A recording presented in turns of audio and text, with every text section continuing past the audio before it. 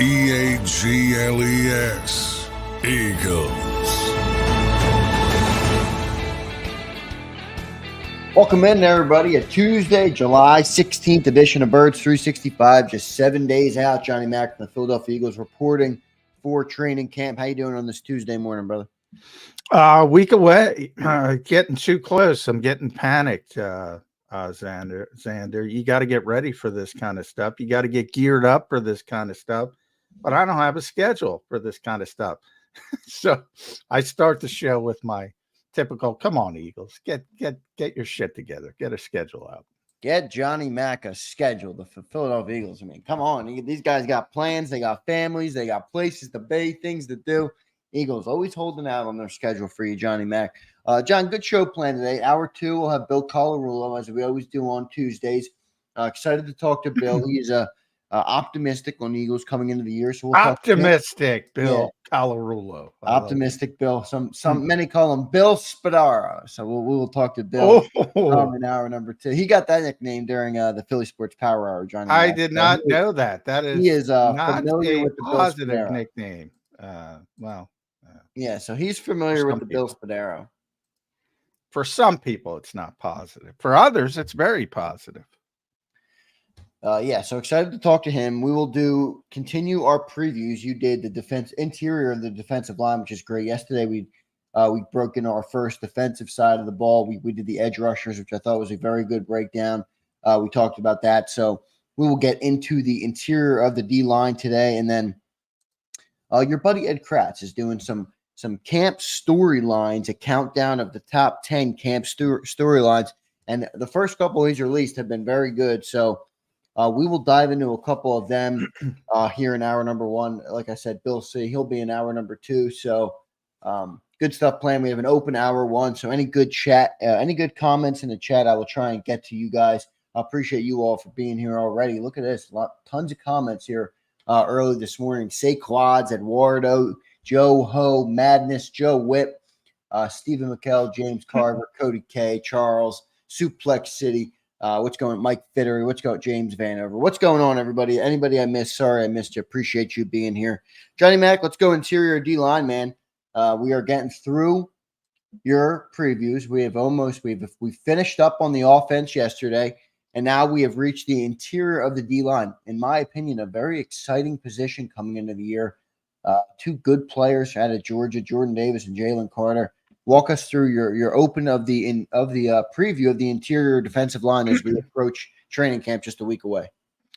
Yeah, it's going to be a big part of this defense, arguably the biggest. It's pretty evident that Vic Fangio is going to build this foundation of the defense on Jaylen Carter and Jordan Davis. So, there's no more Fletcher Cox to lean on. And, these guys are swimming without life vests now, so to speak. So I think talent-wise, there's no question about either of them for their specific roles. Conditioning has been a big theme in the offseason for the Eagles when it comes to these 2 particular players, with Vic basically saying, not basically, flat out said, they got to be in shape because they're going to play a lot. Yeah. And the that's players where it know comes that down. too, by the way. I mean, Jordan talked about it a lot when he spoke.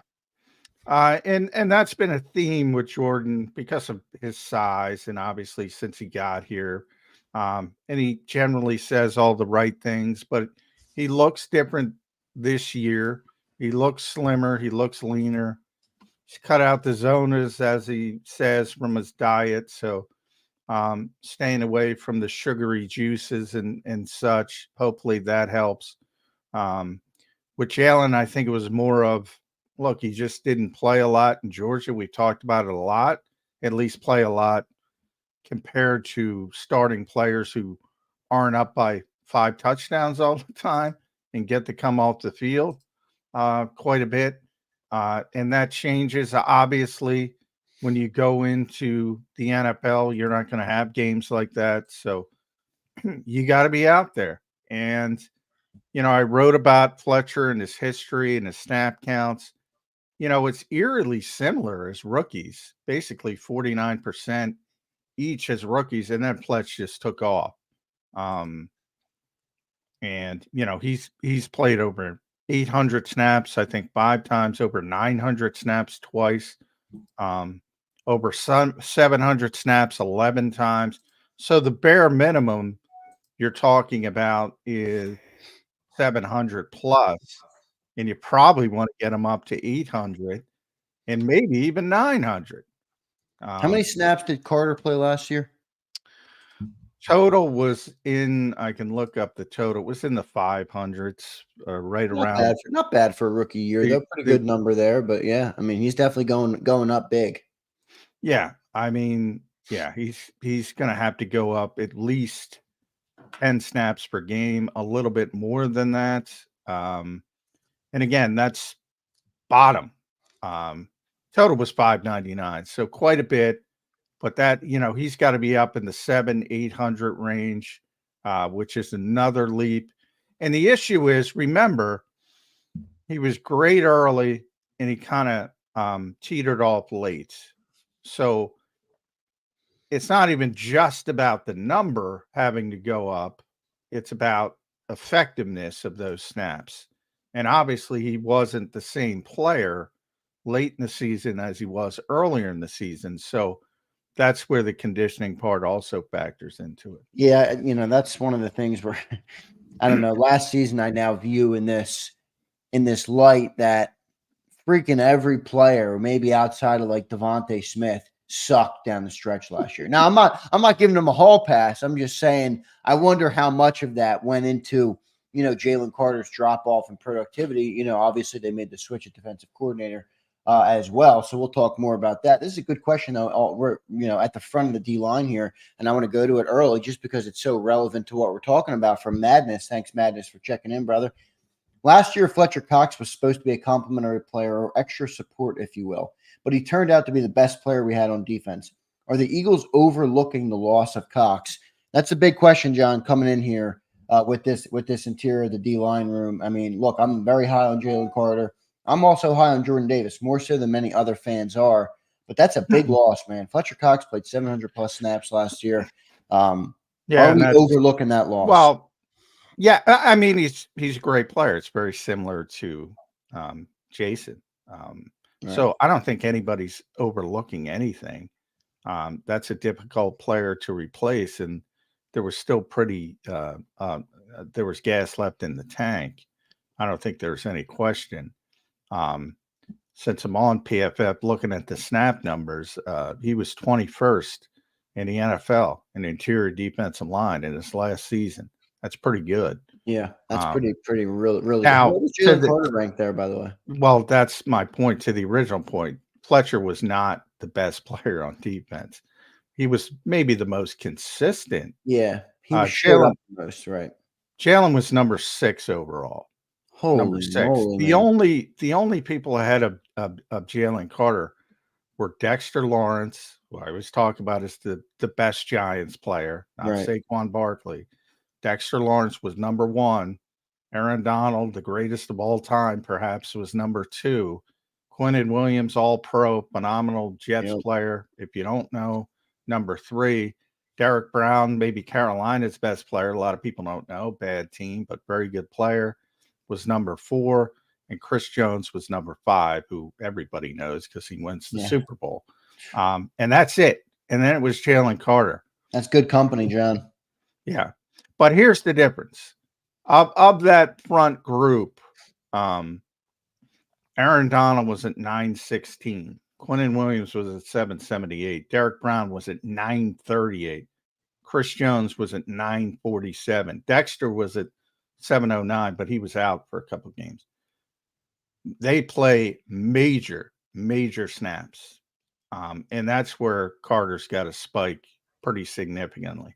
By the way, number 7, Alim McNeil from the Detroit Lions, who people might remember. That was the big dust-up in the Eagles draft room between Tom Donahoe, not a big dust-up, but a dust-up between Tom Donahoe and Howie Roseman. That was when they took with Milton, right? Milton Williams. It was Milton Williams versus Alim McNeil, and I think everyone looks at Milton, and this is going to be a big season for Milton Williams, and this ties in obviously. But Alim McNeil has been really good for Detroit. Different types of players, more of a run stopper, but a very, very good player, Alim McNeil. Yeah, so maybe Tom Donahoe proven to be right. But, I mean, you say he's a run stopper. Maybe the Eagles didn't want to tap back into that. And this was previous to Jordan Davis. Before Jordan Davis. But, you know, they value butterfly effect. They probably don't draft Jordan Davis if they have Alim McNeil. It's true. So, you know, the whole thing might have looked different had they went that route. But it is interesting to note that Alim McNeil is playing, you know, that good early in his career. Johnny Mac, what else on this defensive tackle room? Jordan Davis is the other big name in the room. You know, he's a misunderstood player. We talk about it all the time here on Birds 365. Explain what your expectations are coming into the season and maybe what everybody else's expectations should be, you know, what they should look like versus what they are. Well, you should. I would say you should never mention the word sacks ever again when it comes to Jordan Davis. If he gets them, fine. I'd be more concerned about interior push making the quarterback uncomfortable. But basically, it's his job to make it easier for others, and that's not only the linebackers, which is very important to make sure they're clean because they're not going to do a lot of shedding of blocks on their own. Or, you know, getting Jaylen Carter and Bryce Huff loose and everybody else on the pass rush because you're taking up two blockers just by the nature of the nose tackle position or the shade technique position. And his goal is to make things easier for others. And I've been talking about it since day one. You can ask Jody Mack. Very esoteric for people to understand for the number 13th overall pick, which is what he was. But if you're looking for 10 sacks, you're never going to get it from Jordan Davis. So I don't know. Maybe start there and forget about that and just focus on the impact of the game. Haloti Nada is what you want from Haloti Nada in his prime, not when he was here, because he was here at the end of his career. That's what you want from Jordan Davis. Does that make sense for this defense? Is that a position that will, if he plays to his potential, how much does that help this defense, Johnny Mac, reach their potential? Oh, it's huge. You can't even play the scheme without it. If you go back to one of my favorite things is if you go back to 2021 and the first year Nick Sirianni was here, the first year Jonathan Gannon was here, and then moved to 2022, a lot of people thought they were playing a different defense. They weren't, but they didn't have a true nose tackle. So they were getting by with Javon Hargrave and those 50 fronts, those 5-man fronts, right. Who's a pure pass rusher, basically underwhelming to be kind as a run support player. And then also, you know, Hassan Reddick was a big part of it as the overhang player. They didn't have Hassan at the time. They had Jannard Avery, which obviously. So the larger point is Jonathan couldn't do what he wanted to do when it was replicating big scheme. And that's one of the reasons they targeted Jordan Davis. In the draft, it's one of the reasons they targeted Hassan Reddick in free agency because they knew they needed those two particular positions. Basically, when you talk about the Vic Fangio scheme, if you want to boil it down, it's the defensive version of +1. We always talk about +1 in the running game and how much more difficult it has it for the defense if the quarterback is an extra part of that running game. You have a +1 advantage. That's why you say it. And but the whole concept of Vic Fangio's scheme is getting the extra defender in coverage. And to do that, you got to be able to stop the run with lighter boxes.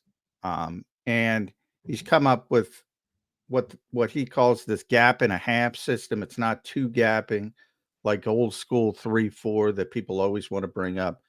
It's a gap and a half, essentially.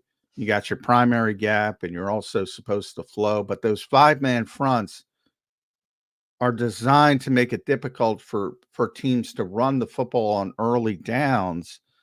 And it only works if you have the big nose tackle in the middle who can not only take up blockers and eat up space and keep guys off the linebackers, but be athletic enough to handle a gap and a half. And Jordan Davis has proven he can do that in limited playing time. Now it's got a spike. And you know, you'd also like him to get good enough to where he can play the shade and get that interior push so he can be out there more in the 4-man fronts because he's a better player. You know, what else are you going to do? If you think about, say, it's 3rd and 12, you know, Carter's going to be out there, Hupp's going to be out there, Sweat's going to be out there. Who's the 4th guy? Could be Milton. You know, you can do a NASCAR package. You can have a stand-up joker. It could be, you know, one of the edge rushers. You move inside. A lot of teams do that now. Vic has done it in the past. You'll see those looks. But it'd be nice if Jordan Davis could elevate his game to the point where he could be on the field for at least some of those situations. And we'll see how that shakes out. You think he'll be able to do that, John? Think he has the skill set? Yeah, I think he has the skill set to push the pocket. Yeah. You know, it's dependent. That's probably a bad example. If it's 3rd and 13, you know, really long, you want your best pass rushers on the field. But if it's 3rd and 6, 3rd and 7, yeah, he's more capable of pushing the pocket than Milton Williams. So it's situational, and he'll be out there at times. Yeah, I mean, I think it would work a domino effect, right? I mean, if Jordan Davis is crushing 2 blockers, I mean, it's going to free up more lanes for the other guys who are out there, you know, who are speedy and going to get after the passer. So definitely makes sense to me, John. Before we move into some Milton Williams talk, I want to go back real quick to Jaylen Carter and just ask, you know, what are the expectations for him coming into the year? You mentioned double-digit sack yesterday. He's obviously a player that Vic Fangio is building the defense on. I'm high on. You're high on. The whole world is high on him, rightfully so. The guy was a 6th-ranked defensive tackle last year, you know, right around the likes of, you know, Dexter Lawrence and Quentin Williams. These are all pro type of players. What's the expectation for Jaylen Carter from a production standpoint coming into the year? Everything. I mean, one of the best tackles, defensive tackles in football. And, you know, anything less than being in the conversation with those names we already mentioned is a disappointment. This is one of the most gifted players the Eagles have had in years and years and years. This is their version of A.J. Brown on defense from a gift standpoint. Ed and I did our top 25 Eagles players. We already got him at number 4 overall. If he's not number 1 or number 2 on that list next season, it's a disappointment. He is incredibly gifted. At times, he is unblockable. He is, and people know from listening to me in the lead up to the draft. Look, he would have been the first, maybe the 2nd pick in the draft, depending on, you know. Yeah, he was arguably the most talented player in that draft. Yeah. I don't even think it's arguable because the only people you're talking about is the quarterbacks, and he is better than the quarterbacks. But obviously the value of the position pushes it up the board. Yeah, he's different. And I'm not talking that kind of different. Like, you just went through a potential Hall of Famer's career in Fletcher Cox, one of the greatest Eagles defensive players of all time. And that's not hyperbole. He's more gifted than Fletcher Cox. Yeah. Doesn't mean he's going to reach those levels because we know some of the off the field stuff. There's a reason he was taken number 9. Right. And there's a lot of things as we see with knuckleheads around the league doing stupid shit. And, you know, you wake up every day, if you're a GM in this league, hoping you don't have that text message you don't want to see. So, you know, a lot of things could go wrong with Jaylen Carter, but none of them involve his physical gifts. I mean, I can't remember the last time the Eagles got a player like this who was the best player from a talent standpoint, from a trait standpoint in the draft. The best. And they got him because they were willing to take a gamble, and, you know, they believe in their culture and they believe in their system, and they believe in Big Dom, who did the scouting on him. They believe in Big Dom, a bunch of different things, but yeah, you know, people in the league were just shaking their head when they got him. They're like, "Oh my God, you know, how does?" And you know, that's who people would game plan for when it comes to opposing offenses. He's the best player on the Eagles defense by far already. Yeah, by far. And he's probably going to be the best player on the Eagles after this season. Best pure football player. Very exciting times ahead for Jaylen Carter. Hopefully he can reach that potential. And by the way, I mean, the off the field stuff was obviously an issue coming out of college, but we are 1 year deep. We are 1 year out from training camp going into year number 2 for Jaylen Carter. No issues as of now. Nothing off the field seems to, I mean, I don't know for you, John, but for me, from what I've heard from the guy, he seems more mature to me. At least he seems like he learned a lesson from obviously what happened at Georgia. I don't know if that's true or not. I'm just telling you just how the player comes off to me. Very high on Jaylen Carter. I think he's going to have a. Yeah, it's tough to judge those things. He did have the target dust up.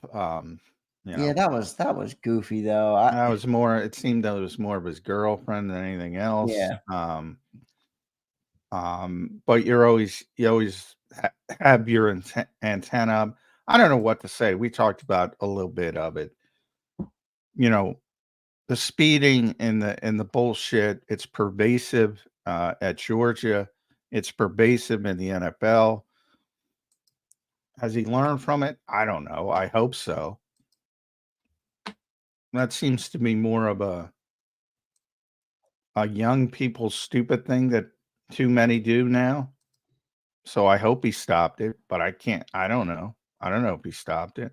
Yeah, I mean, it's the cars. I mean, look, I'm a car guy. I love cars. I love Mustangs. I love cars. So from the perspective of when you get this type of money, I mean, a lot of these guys go out and they buy these cars that are, I mean, if you're driving a minivan, John, you're not driving 150, but when you go and pick up a new Lamborghini. Well, we talked about Jordan Addison. He's driving 140 in a Lambo. I mean, Rashee Rice is, you know. Yeah, so got to be responsible for sure. No doubt about it. Confident though on Jaylen Carter. I hope he, you know, everything like that is in the rear view for him, and he is off and running on a Hall of Fame level of a trajectory. Let's hope he reaches that potential. John, one more question on Jordan Davis before we get into Milton Williams. Jordan Davis is interesting to me because what does this team do? And I know we can't legislate this, but we have to think. I mean, we're doing the show. I got to think about it for a second. If Jordan Davis goes down, God forbid, I don't want to, obviously I'm not saying that he's going to or that we're thinking about, but I got to ask the question. If he goes down, how much different does this defense look? You saw it in 2021. You don't have a player no. that can do what he does. No. Saw it in 2021. Just put on people didn't even know they were playing the defense. You know, they thought they changed their defensive scheme. Now, not everyone, but yeah, I mean, they're completely different. And they've tried to, you know, they brought in Noah Ellis, who's a big, you know, Christian's brother's big, you know, 340-pound guy. That didn't work out. Now they brought in PJ Mustipher to try Linval Joseph have anything left in the tank? Linval? Isn't he kind of like that type of a player? Oh, yeah. I mean, Linval, yeah.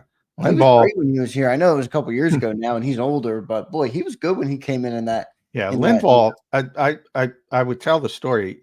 Linval's 35. At the height of his game, you should hear Jason Kelsey talk about Linval Joseph, because he was known as the strongest player in football. I mean, for years when he was with the Giants originally, and Kelsey had to play him twice a year, hated it. Then he went to Minnesota in free agency, became a Pro Bowl level player. You remember the big interception he had here? Yeah. Some people where he huffing and puffing down the field for the touchdown. Yeah, he was a great player. He's another. I always bring up Haloti Ngata, another example of what the Eagles want Jordan Davis to be is Linval Joseph in his prime. Right. When he was here, it was solid. Got him through the season when Jordan Davis got hurt, but he wasn't what he was when he was with the Giants and the Vikings. He was a monster. And not just size wise, you couldn't move him. Right. He's powerful. Yeah. Yeah. That's where Jordan Davis has to get to. He has to get to the point where that's what the offensive linemen he's going up against are saying. Yeah. So Kelsey would talk about him, and I'm like, he did 39 reps coming out as a 39 to 25 reps coming out back in the day from East Carolina. He had a 450-pound bench press in high school. Clean and jerk records, just unbelievably powerful guy. And in a strong guy league, because the NFL still, at the end of the day, it's, a bunch of strong people. And when they're in awe of a certain guy and how strong he is, he's that much more powerful than everybody else. Yeah. Yep. So we'll see how it plays out with Jordan Davis. Hopefully he can reach that level of a potential as well. We'll talk about some of those guys you mentioned, PJ Mustafers of the world, Moro Ajomo, Marlon Tuipulotu. We'll get into them as well. Let's talk Milton Williams, Johnny Mac. Guy's going to have a bigger role this year. Still waiting on that contract. We don't know whether it's his side that's waiting or the Eagles that are waiting. But coming into a contract year for Milton Williams, I think he's been pretty good. For where he was drafted. I think, was he a third-round pick, John, a couple years ago? Third-round pick. Third-round pick a few years ago now, so 3 years ago. This will be his fourth season coming into the league. What's your expectation on Milton Williams coming into the year? I think he's betting on himself, it seems. I think the Eagles are trying to sign him to an extension. I think everybody knows he's a good player. And he sees the opportunity with Fletcher Cox being gone. He's going to get more playing time. How much more, we'll see. I think a lot of that depends on, Jaylen Carter and Jordan Davis's conditioning, as we talked about. Obviously, they're the guys, but Milton's going to be that third guy. And when you talk about those 5-man fronts, they basically play a nose tackle and two what's called 4-eye, gap inside technique. He'll be the second one to bookend Jordan Davis with Jaylen Carter. Played 522 snaps last year. So think about the three of them are all sort of together. 599 Carter, 561 Davis, 522 Williams. And you got to come up with 721 extra snaps.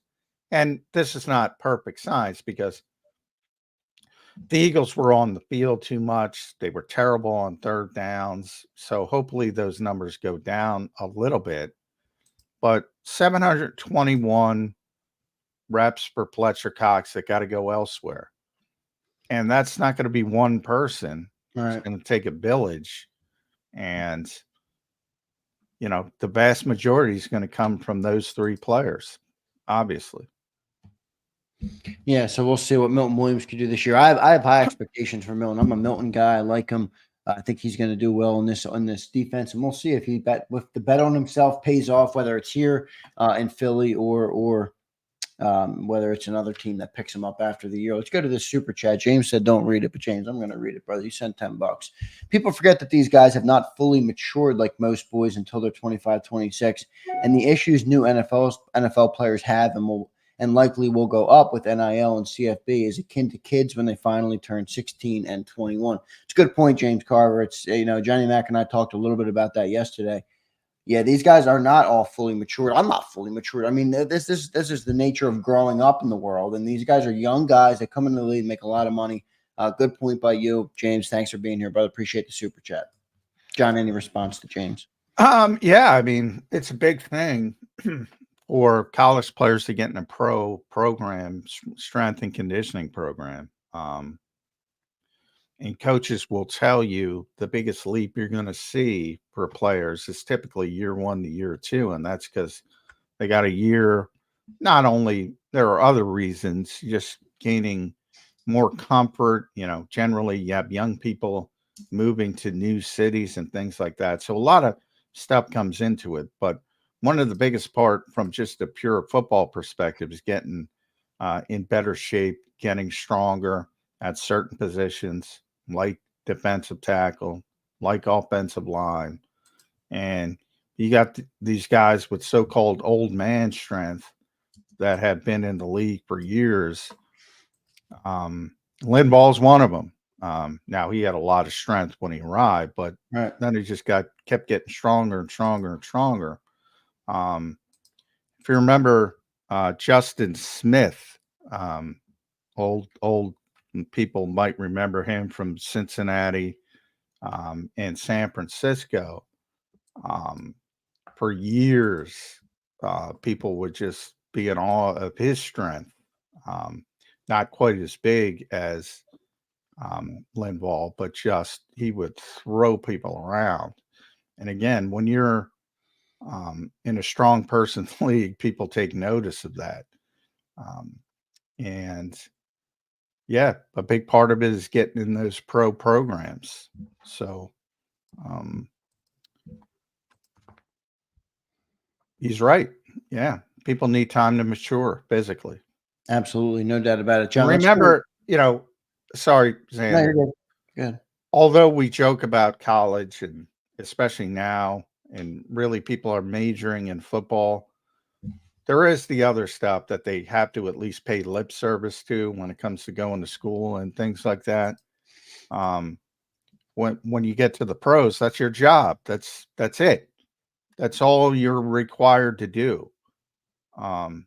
Is get in shape to play football. So, guys who take that seriously, TJ Edwards, the perfect example here.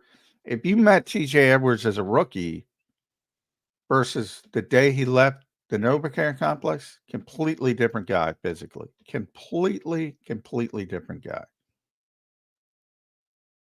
Yeah, absolutely. No doubt about it. John, let's go to this back end of this defensive tackle room, interior D lines. We're previewing now as we prepare for training camp. Everybody just 7 days away from the Philadelphia Eagles reporting to training camp.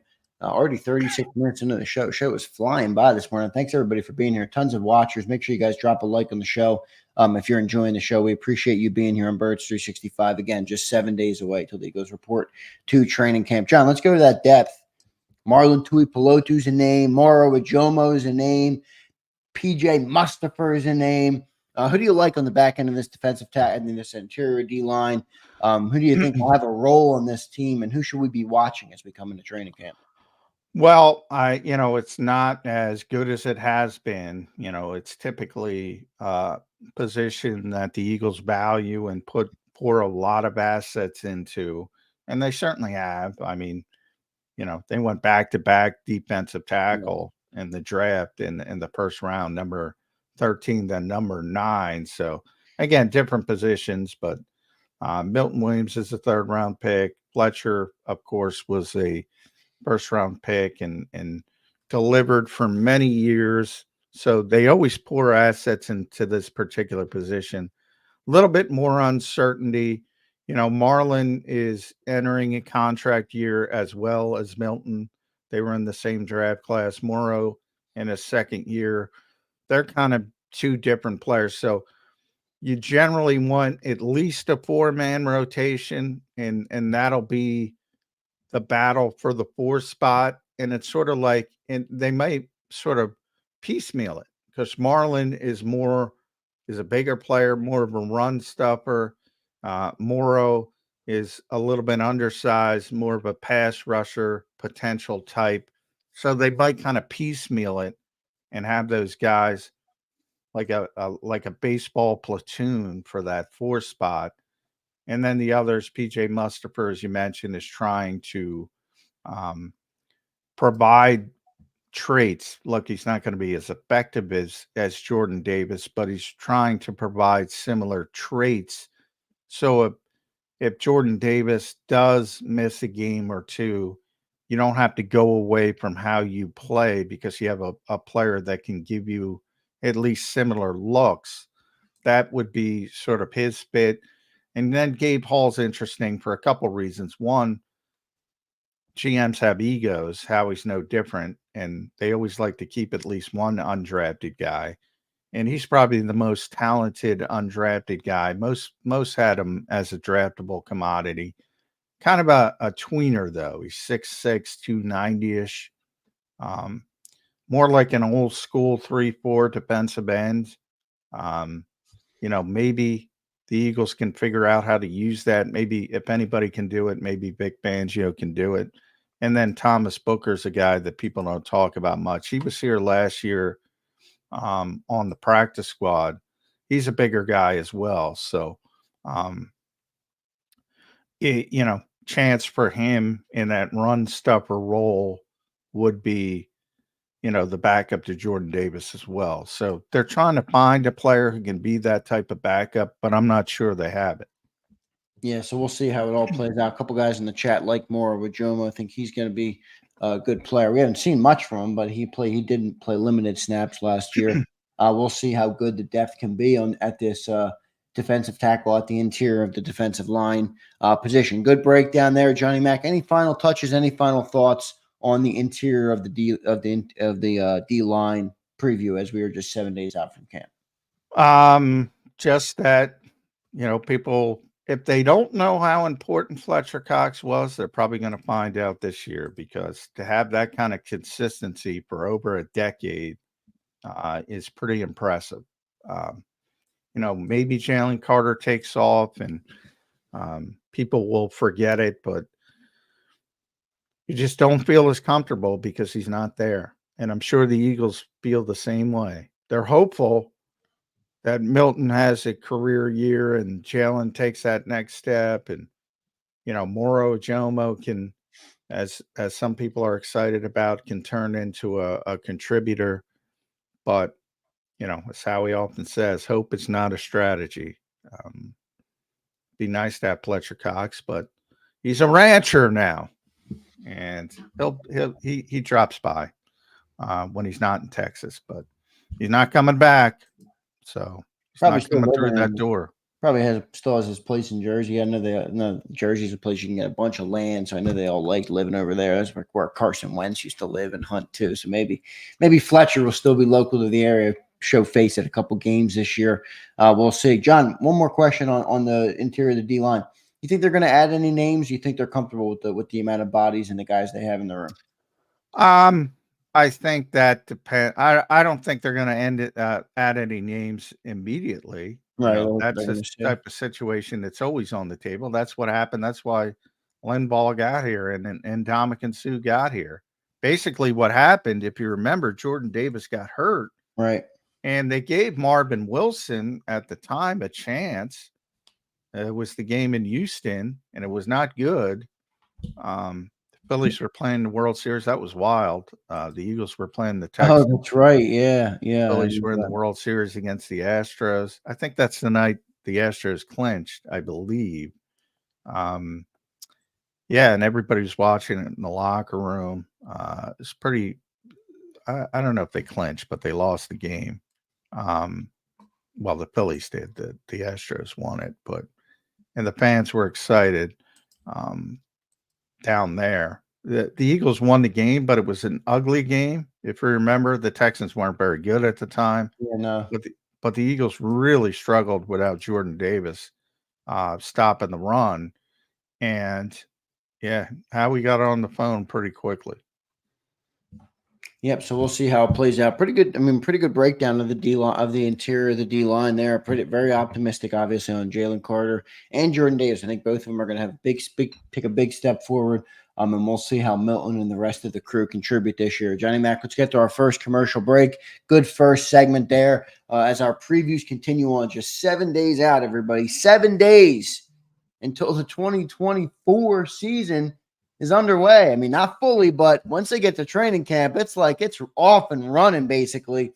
Time to put 23 in the rear view and move on to 2024. So it can't come soon enough, just 7 days out for important training camp. Thanks, everybody, for being here. Make sure you guys drop a like on the show. Stay tuned. Birds 365 will come right back. I got some good questions for Johnny Mac.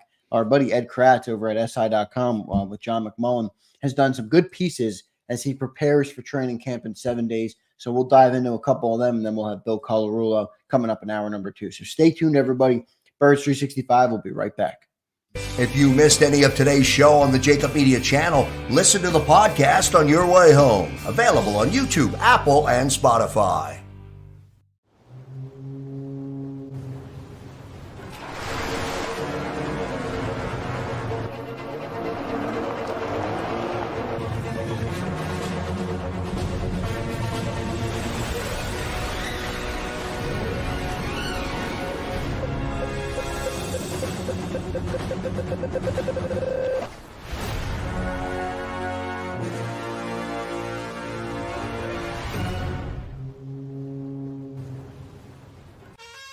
Is the best vacation one that you find, or one you get lost in? One that takes you to new heights, or reminds you to go with the flow? To get your feet wet and your wheels spinning? One that lets you find your own rhythm, or get carried away? Find the best of yourself. Get lost in the woods.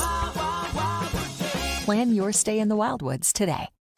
Win and save this baseball season from Colony Pools and Power Washing, a local company serving Delaware, Delco, and Chester County since 1970. Are you tired of looking at your green house? Is your roof, siding, deck stained green from algae and mold? Let the experts pressure wash your home and take the pressure off of you. Win with Colony Pools and Power Washing. Call them now at 302-762-2250. That's 302-762-2250. Go passionately. Go fearlessly. Go confidently. Go Birds! Go confidently towards your goals with First Trust, Philly's hometown bank for nearly 90 years, and the official bank of the Philadelphia Eagles. We're focused on getting you over the goal line. So go with conviction. Go with trust. Go Birds! And go forward with us by your side. First Trust Bank, the official bank of Philadelphia dreams. Oh, and go Birds.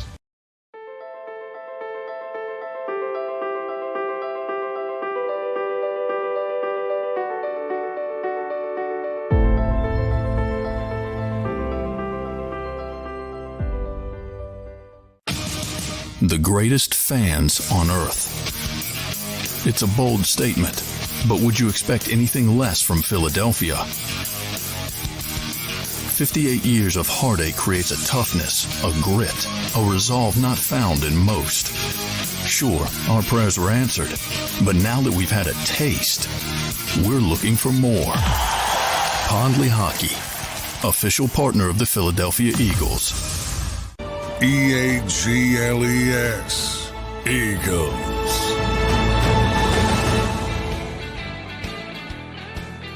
Welcome back in, everybody, to Tuesday's edition of Birds 365, just 7 days out from the Philadelphia Eagles reporting to training camp. So next Tuesday they will report, and then next Wednesday they're on the field, right, John? Yeah, rumor has it. Yeah, right. We don't have a schedule yet. I would like to confirm that, but yeah, they'll be practicing Wednesday. I just don't know when. I wish I could tell the listeners. Believe me. Yeah, so we'll see. Very exciting times there for the Philadelphia Eagles in 2024, getting ready to gear up for training camp. The year is upon us. Just 7 days from that, 16 days away from the open practice at the link, 51 days away from the NFL opener, and 52 days away from the Eagles opener on that Friday night in Sao Paulo, Brazil. Johnny Mac, let's talk about these Ed Kratz articles. This is good stuff over on SI. For anybody not following along, go over to si.com/NFL/Eagles. You'll see all of John's previews, which are tremendous, as we've discussed on the show this last couple of weeks. And then you'll see Ed Kratz is doing his camp storylines, and he's counting down from 10. So he's done 10, 9, 8, and 7, I think. And there's a couple really good ones, but I'm starting at number 10 here. The Georgia 5, make it 6. This is a big season, John, for these Georgia Bulldogs. I mean, you have seen a lot of talk in the last couple of years. The Georgia Eagles and all sorts of different things, because Howie continues to tap into the UGA well in the NFL draft and pick up Georgia guys. You got Jaylen Carter, you got Jordan Davis, who we just talked about extensively. You got Nakobe Dean, you got Keely Ringo. Who am I leaving out? I mean, we got 4 or 5 of them. Kendall Milton, the new undrafted free agent running back is coming in here. So all sorts of good. And Nolan Smith, that's who I left out, the edge rusher, the first-round edge rusher. So it's a big year, John, for these players to step up. You could argue that the success of the defense is on the back of these guys. I mean, I don't know. we kind of talked Nolan about Smith, it. Jordan Davis, Jaylen Carter. I mean, that's the crux of your defense right there. Yeah, and the foundation, we kind of talked about it with the interior defensive line. It is specifically about Jaylen Carter and Jordan Davis. So they're the big two. Then you certainly want a big improvement from Nolan Smith in year 2. I think people are disappointed and probably way too disappointed. Again, Nolan's a perfect example of what we're talking about. Is a guy who, not only had to clean up his shoulder issue, but had to get in an NFL weight room, and he has gained some weight. He looks better prepared this season. So I think those giving up on Nolan Smith are way too early to give up on him. That's no guarantee, but he's got to show massive improvement. I've talked a lot about Keely Ringo and the fact I love his ceiling as a player, but it's also the realistic aspect of from what the Eagles want to happen, which is Quinyon Mitchell and Cooper DeJean. He and Isaiah Rodgers as well are on the outside looking in at that. So they're going to default to those two guys, but that doesn't mean there won't be opportunities. And there should be plenty of opportunities. Nakobe Dean may be the most important of all, because Carter's going to be good. It's a matter of how good. Davis is going to be good, or people who understand his role understand he's going to be good. It's a matter of how good.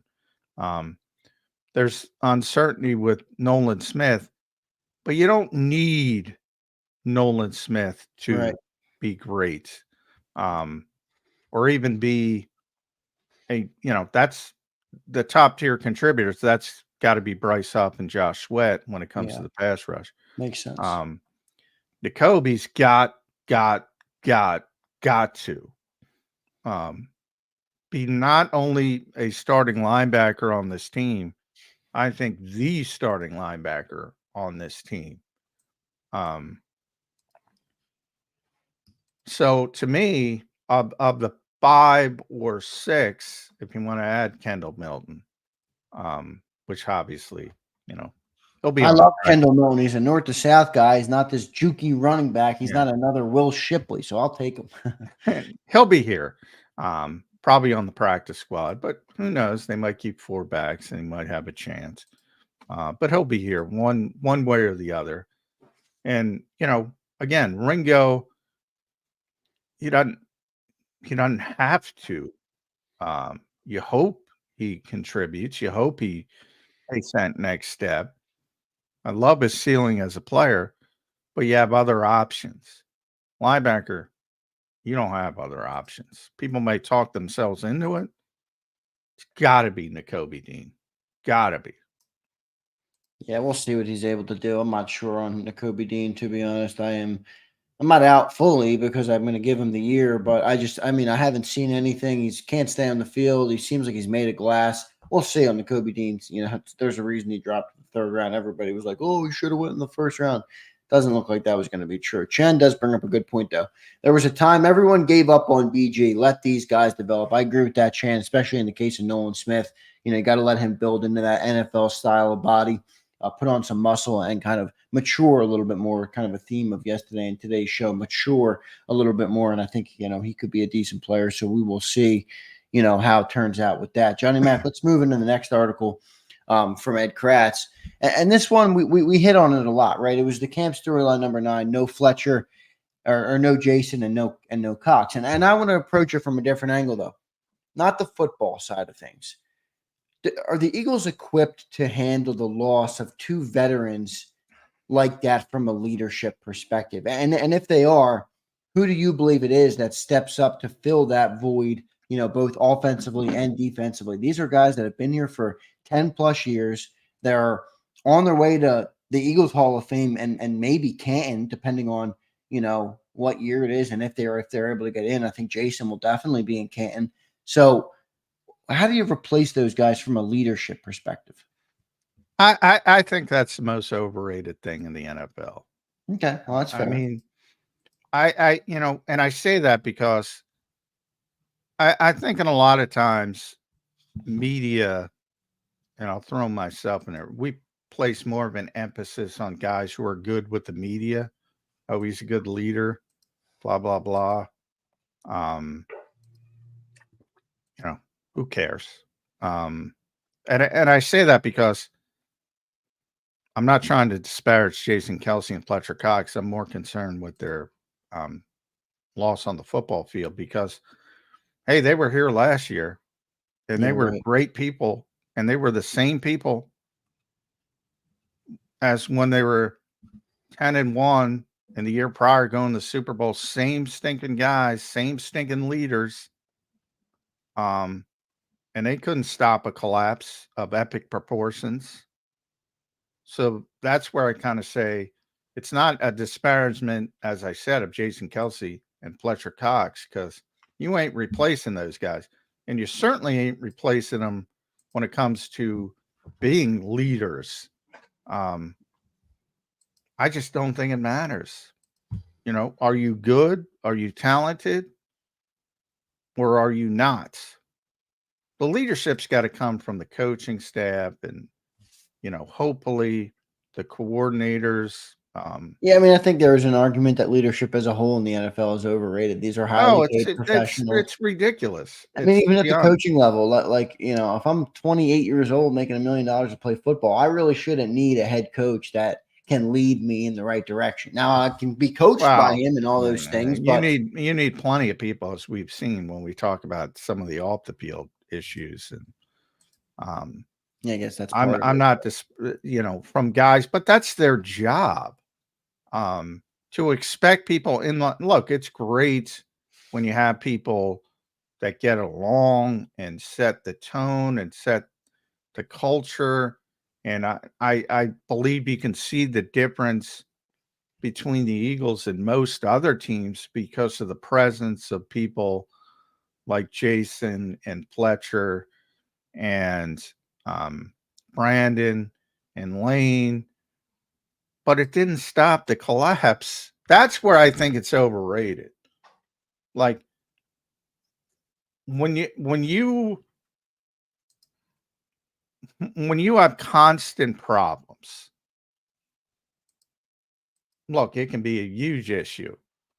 I go back to Addison, and because he just got in trouble again after his teammate died in a car accident involving alcohol, and he was still too stupid to not. I just don't get that one. So I'm not saying culture's not a real thing. There's certain teams, and that's one example of a team that seems to get in constant trouble, constant problems. Call it bad luck, call it what you will. The Eagles rarely have those types of issues, occasionally, because you're never going to have 90 guys who are choir boys and they're all young and they all have money and they want to go out to strip clubs and they want to race cars and Lamborghini. You're always going to have a certain number of anomalies, but the Eagles have been very good. And I think that's where guys like Jason and Fletcher showed up. But overall, like it's this big part of winning and losing. Again, they were the same people at the end of last year. And they couldn't stop jack shit like everybody else. It's so overrated.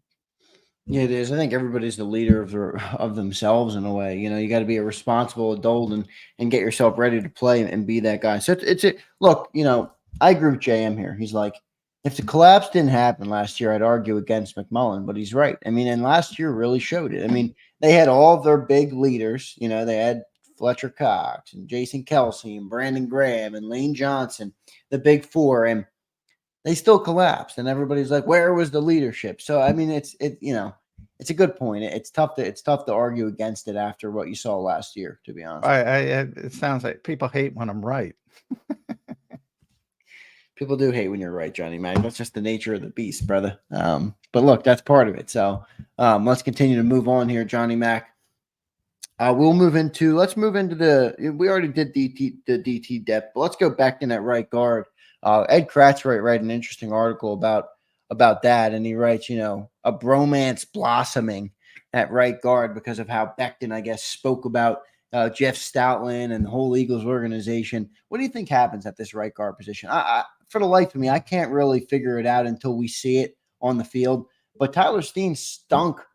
I mean, when he played, and the more you say that to me, the more I'm like, boy, are they just going to? Well, it was one game. I know, but he still stunk. Yeah. Well, I mean, the plan is pretty clear, and that's Tyler Steen, and they want him to grab the brass ring in training camp, but they're not just going to hand him the job. You know, he's got to perform. He's got to show he can do it. They drafted him to do it. This was the plan, that he would eventually be the right guard, and that's their hope. But they're wise enough, and I think smart enough, to have a bunch of contingencies. And Mackay is one of them, but I would pump the brakes from his own words that you can listen when he talked to us. He's far more comfortable on the left side than he is on the right side. And that's at tackle, never mind guard. He's never played guard before. He's a natural tackle. All the reasons why Tyler Steen was moved to guard are the reasons Mekhi Becton is a tackle. He's long. He's got long arms, and those become a detriment inside. Not to mention Jalen Hurts has got to figure out a way to see above all these monsters, or see past these monsters in the passing game. So he's one contingency. And I know Lane Johnson, I think a lot of this stems from Lane Johnson saying, yeah, I mean, he said we need him out there. We need him out there. Yeah. I mean, again, I used to tell Jody this all the time. These guys are not under oath on these press conferences. You're speaking extemporaneously. Sometimes you just say shit. It's not meant. Well, I get it. There's a lot more other factors than what Lane Johnson thinks. But when you have an all-pro right tackle who's been dominating the NFL, and they see a guy show up at camp, and he's like, "Holy shit, we need that." Yeah, but Lane's a tackle. Instinct. It's his natural reaction to what he saw from the player, and that shows you that the guy is gifted. Mekhi Becton. He is very gifted as a tackle. He never played guard, and again, he's not. You know, where you see the guys I talked about when we're talking the Jaylen Carters of the world, the Chris Joneses of the world, the Dexter Lawrence of the world. They understand how to take advantage of leverage inside. And when they got a big tall guy who's going to have trouble getting low, who's got these long, lanky arms. There's a reason he's a tackle. I'm just saying. Yeah, it makes sense. Everybody should press pause on that. And then you have Matt Hennessy and Max Sharping as well. So the Eagles have a bunch of contingencies. If Becton is the best option, he'll play. But they want Tyler Steen to win that job. That's pretty clear. And Yeah, we'll I just see think if it's he interesting. can. I mean, they take Steen in the 3rd round, and they get Trevor Keegan and Dylan McMahon this year. Then they have Matt Hennessy and Max Sharping. Now you have Becton. I mean, it's just they must not be happy or at least sold that Tyler Steen is going to be that guy at right guard, right? Well, I wouldn't even bring up Trevor Keegan and Dylan McMahon. I mean, Well, I'm just saying they continue to add to the depth of they constantly want offensive linemen. I mean, they believe and they're Okay, right. that's fair. They have a top 5 offensive line. There's a reason, because they pour significant assets into it, and it's not just first round picks like Lane Johnson and or guys who should have been first round picks like Landon Dickerson, or back in the day with Andre Dillard, who didn't even work and didn't work out. But luckily Jordan Mailata made up for that. But even the day 3 picks, you take shots. Jason Kelsey was a 6th round pick as an undersized center. Dylan McMahon is a 6th round pick as an undersized center. I'm not buying any stretch of the imagination saying he's going to turn into a player. We'll see, but they'll give him an opportunity. He's going to have great coaching. We know that. I know the Eagles are really impressed by his ability to get to reach blocks. Dylan McMahon, I'm talking about. He's very athletic, but he's a long-term project or prospect. And long-term, now in the NFL is basically 2 years. Same thing with Trevor Keegan. You remember going back to the draft, Zander, we talked about those 5th round picks. They've all gone to the back of the line because they're not ready to play. They're not supposed to be ready to play. Taken in the 5th round. And you say, well, Puka Nacua. All right, every once in a while. That doesn't mean you're going to have 3 hits in 1 year and the 5th round that's going to be on the field immediately. And,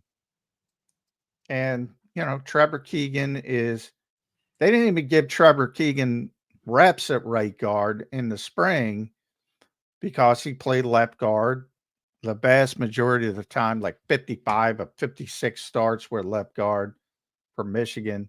And they started him out at left guard. So he's not in the equation yet. But they got 3 legitimate options if Tyler Steen can't win the job. And it'll be an Isaac Seumalo, Chance Warmack, Stephen Wisniewski situation. Whoever is the best will eventually get out there. Yeah, we'll see how it plays out. I mean, interesting, though, coming into the year here with the offensive line. It's the first time in a little bit we've had some uncertainty. I mean, we lost Isaac Seumalo a couple years ago, which, by the way, I think was an underrated loss. I mean, that guy was a good player. Pittsburgh's offensive line got immediately better with Isaac Seumalo. So we'll see. Well, it's interesting to have some flux at that position, right, John? Normally, we've been used to the last couple of years, at least, having continuity there and knowing that it's going to be a great thing. Now we lost Kelsey. You have a different right guard coming in. So it'll be interesting to see how it plays out, but pretty confident in Stoutland. You think that's still going to be a top 5 O-line this year? Oh, yeah. I mean, yeah. When you got 3 players like Lane Johnson, Jordan Mailata, and Landon Dickerson, I mean, you got to compare it to the rest of the league. People struggle. I go, one of the great luxuries Kellen Moore will have, I think I said it earlier in the week, more than any other offensive coordinator, and this has been going on forever, it seems, with the Eagles. They put their tackles on an island and don't worry about them. And when you don't have to game plan to help your They don't game plan to help their tackles against Micah Parsons and Nick Bosa. Everybody else is spending their whole week trying to block those guys. The Eagles are like, yeah, we'll persevere. They might get beat on a rush here and there, but overall, Lane Johnson spent his whole career racing guys like that. And Jordan Mailata might be even better at this stage. They're unbelievable at offensive tackle. And then Landon Dickerson might be the best guard in football already. He's in the conversation. Yeah, he's up there, top 3.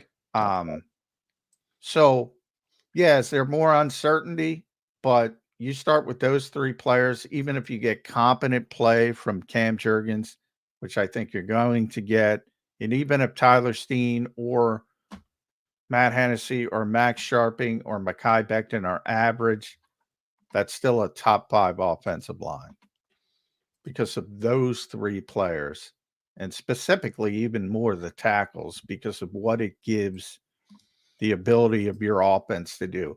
The Eagles never, ever, ever have to worry about. They're the only team you could argue. I guess you could argue Detroit, and that another reason why they're so successful. But I mean, Penei Sewell's phenomenal, and then it's Taylor Decker's very good, but he's not in that Lane Johnson, Penei Sewell, Jordan Mailata level. So I guess they would be the closest. The Eagles don't worry about their offensive tackles. It's freaking phenomenal. Sure. If you talk about the most underreported story of why the Eagles are successful, that's it. They don't have to worry about and everybody's got pass rushers now. That's all they do is spend their time. And how many? Not everybody's Nick Bosa, but not everybody's Micah Parsons. Not everybody's Matt Crosby. Nobody's Myles Garrett. And there's the one guy who maybe they couldn't block. I joke about in practice. And maybe they would game plan for him.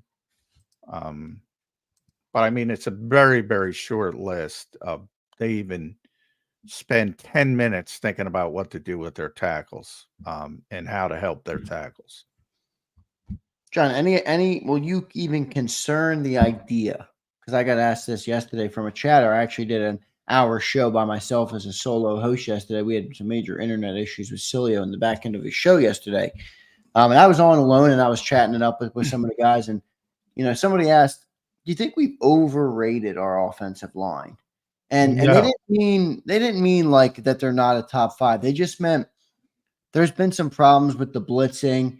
Last year, especially, teams blitzed us and we just sucked against the blitz. Now, I don't know if that has more to do with the quarterback than it does with the offensive line. More to do with the quarterback. Come on, people. I mean, that's what I would. The blitz stuff drives me insane. Look, if they're bringing more than you're blocking, they're not super beings. Yeah, guys are going to get home. It's a math equation. Other teams have good players as well. And when they pick up on something you don't do well, and the Eagles don't handle the blitz well, they take advantage of it, and they're going to poke it. Nobody's going to say, "Oh, let's take it easy on the Eagles," because they. How about overall pass protection, though? I mean, do you think they've been up to par in terms of top 5 in the league of being a top 5 pass protecting O-line? Yes. Yeah, I don't know how you complain about that offensive line. No, I'm not complaining about it. I'm just asking. No, I'm not saying you. Yeah. I mean, look, again, and everything's comparable. That doesn't mean they're not going to make mistakes. I mean, Lane Johnson had that absurd streak where he wasn't credited with giving up a sack. And he finally gave a couple up. So it's not like they're perfect. But you can't get better than the tackles, and the guard is, he was called in Fowler's thing. They called Landon Dickerson the best combo guard in the NFL, pass protection, run blocking. One executive at least. Cam Jurgens' strength is run blocking, so maybe there's a little bit of issue there. And certainly Tyler Steen was a disaster in pass protection, and that's the big question. Can he do it? Yeah. And I don't know if Tyler Steen can do it. But Yeah. with those three, and comparatively speaking, but when you talk about the blitz and hot routes, and I've said it 100 times on this show, and I'll probably say it 100 more. And I saw, and people hear what they want to hear, but here's the thing. Hot routes are not called. They are built into the offense. They are built into the offense. So if you see a blitz, you adjust at the line of scrimmage, or in the case of the Eagles, in the gun, and you try to take advantage of it. Maybe you throw behind it. And in the case of the Eagles, way too much. They threw bubble screens to quick or vertical routes, which Jaylen seems comfortable with. But that is, now don't get me wrong. I mean, the offensive line's got to slide protection the right way. They got to do the right things, but nobody's claiming that Jason Kelce didn't get them on the right page. But the quarterback's got to be on the same page as the receiver. They both have to identify it. They both have to be cognizant of what's going on. And some people are good at it, and some people are not good at it. And to date, the Eagles have not been good at it. And if you want to blame the coaching, I said feel free, because part of coaching, and I would argue the major part of coaching, the biggest part of coaching is teaching. So if you want to criticize the coaching staff and the old offensive coordinator and the current head coach who's no longer leading the offense, feel free, but at least criticize the right thing and not teaching and getting the players prepared properly. Don't say, oh, they're not calling hot routes. Nobody calls hot routes. Nobody in the history of football comes out and say, hey, hot route on 2. You don't even know what's going on until you look at the defense, if you're the quarterback, to make an adjustment. Sorry, tangent. No, it makes sense. I mean, I completely see what you're saying. The other interesting part of it is, Slager's right. I wonder if with a different quarterback, if it looks entirely different. It's not a knock, but Hurts often has good pockets and bails instead of buying time within the protection by moving up, for example. I mean, if you have a traditional passing quarterback, the offensive line probably looks a whole lot different. But when Hurts is constantly rolling, which is fine, it's just his style of play, it definitely has a different look on the offensive line. Would you agree with that? Yeah, I mean, when you flush, you generally flush a play down the toilets. If you're a quarterback, what you want to do is climb the pocket. Now, Jaylen, we're talking about traditional quarterbacks. Jaylen, his ability to extend the play. Look, you lean into it. They've had so many big plays, but yeah, it can go in a negative direction very, very quickly. And it's not going to be, then you start talking about off schedule stuff, which Jaylen is tremendous at. So it's it's a a fine delicate line. balance, though. Yeah, you were about to say it. It's a Fine fine line line for sure. I don't want Jaylen Hurts checks in, he says necessarily. he holds the ball way too effing long, and he's right. I mean, sometimes you do see that, and those are some of the things I think people don't like about Jaylen Hurts' style of play is, maybe he relies too much on that playmaking ability, and sometimes it gets him into trouble. Well, it does sometimes get him into trouble, but again, you like it when it works, and you don't like it when it doesn't work. I mean, it's as simple as that. And fans are going to love big plays, and they're going to hate when he holds on to the ball trying to make those big plays. One of the things Jaylen Hurts, and you're going to see it this summer, I guarantee it, he never looks that great in practice because they blow everything dead. And you're taking out the off schedule stuff, understandably so, because the goal is just to keep people healthy, and you're taking off the table a big part of his skill set, a big part of what makes him what he is. But Yeah, I always bring up Phillip Rivers for two reasons. Nick loves him, and because look at Nick Sirianni's offense with Phillip Rivers. It's completely different because they're completely different quarterbacks. And there's tons of hot routes, and there's tons of dumping the football off to the running back and all the stuff that people want to see, because that's the type of quarterback Phillip Rivers was, and certainly late in his career at 39 years old or whatever he was. You're not moving around. So he's getting rid of the football quickly. He's dumping it off to the running backs. He sees a blitz. He's one of the smartest quarterbacks. He takes the hot route. He adjusts accordingly. Completely different. Completely different. So you mentioned Cosell. I think we never got to it. I think it was is that what you were talking about? Where it was explaining to people, some of the issues with Jaylen? Yeah, Cosell talked about how they kind of cut the field in half because Jaylen. Yeah, they do it all the time. I mean, it's common stinking sense, and people don't like it. You're taking advantage of the strengths of the quarterback. Now, where we got into the spring, and again, I think this might be good coaching, is you force Jalen Hurts to work on what he's not good at. And at times it could be ugly. And hopefully he develops from that and gets better and better and better. What you don't want is to get to September 6th in Sao Paulo, Brazil. Shout out to my buddy Sao Paulo. And force him to do stuff he's not comfortable with. Then you got a problem with Kellen Moore. I don't think that's going to happen. I just think he's trying to evolve him as a quarterback, and he should be. But for those upset at Greg, and I mean, he's telling the truth. He's not lying. Yeah, so we'll see how it works. We got Bill Colarulo coming up in the waiting room. Good stuff there from Johnny Mack, breaking it down, giving us good insights on Jalen Hurts, the offensive line, and all sorts of offseason storylines as we prepare for training camp. Just 7 days away, everybody, until our Philadelphia Eagles report for training camp.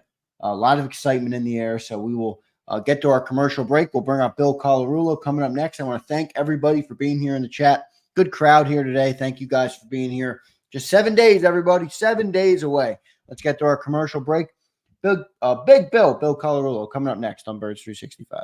If you missed any of today's show on the JAKIB Media channel, listen to the podcast on your way home. Available on YouTube, Apple, and Spotify.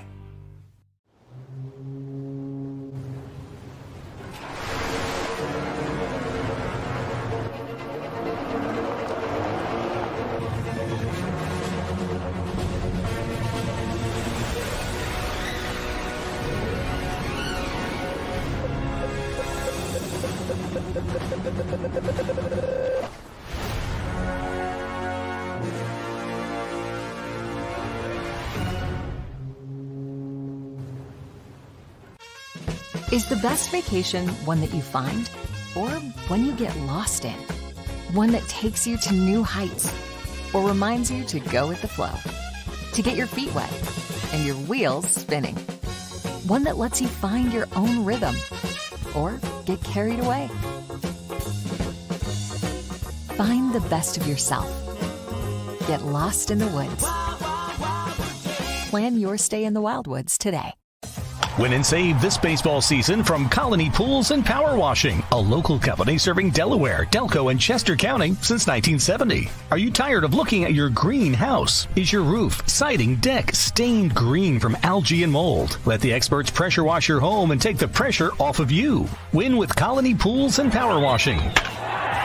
Call them now at 302-762-2250. That's 302-762-2250. Go passionately. Go fearlessly. Go confidently. Go Birds! Go confidently towards your goals with First Trust, Philly's hometown bank for nearly 90 years and the official bank of the Philadelphia Eagles. We're focused on getting you over the goal line. So go with conviction. Go with trust. Go Birds! And go forward with us by your side. First Trust Bank, the official bank of Philadelphia dreams. Oh, and go Birds.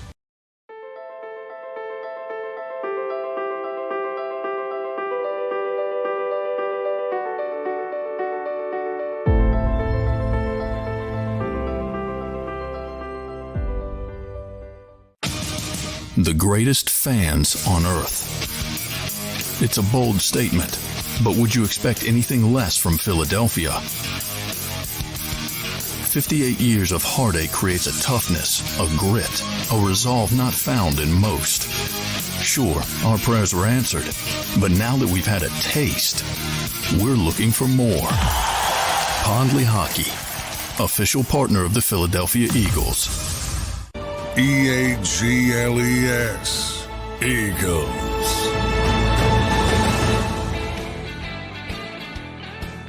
Welcome back in, everybody, to Tuesday's edition of Birds 365. Just 7 days remaining till the Philadelphia Eagles report for training camp. Joined now by Big Bill Colarulo from 97.5 The Fanatic. Bill, what's going on, man? How you doing?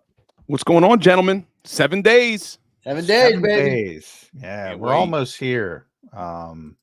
How excited are you? I did not know. Zander informed me, Bill Colarulo, that you were nicknamed Bill Spadaro in the chat at times. Is that true? When we had the power hour, I was being called Bill Spadaro for my positivity. I call it objectivity, not positivity. But hey, unless you're just over the top negative, I guess you're Dave Spadaro in the chat. No, that's one I never get. So I'm too negative because Yeah. I never get the Spadaro. I forget what it was even about. I think it was because after I let the emotion subside of the way the season ended, I said, you know what? Sirianni deserves to come back. Well, I said And- that. But I don't know. What else was it? What else was it, Xander? You used to produce the Power Hour. What else did I say that had people calling me Billy Spuds? I don't know. I think you were just overly positive for the most part, talking about the football team. And some people, just said, hey, this is Bill. Also, you had Dave on weekly. I did have Remember? Dave on week. And that helped fuel the nickname where you were bringing Dave up. And then they were like, hey, Bill is like Dave Spadaro. I couldn't be too positive because Darius Slay has me blocked on Twitter for whatever reason. So Probably obviously because I you're said just something that Jacob. Yeah. I had said Yeah. something that bothered him. Yeah. Well, Slay had a problem with our other host. But yeah, I don't think Slay has blocked me yet. So, but I'm generally Slay and Big Sills have spoken since that moment, and I think they're actually fine. I think he blocked me because it was the San Francisco 49ers game. Seth Joyner called out the defense for not wanting to tackle. Slay went back at Seth. I had Seth on my show that week, and we talked about it. So I think I was guilty by association probably. But look, I like Slay. I think Slay is probably very underrated in this city. I think he's an extremely good corner.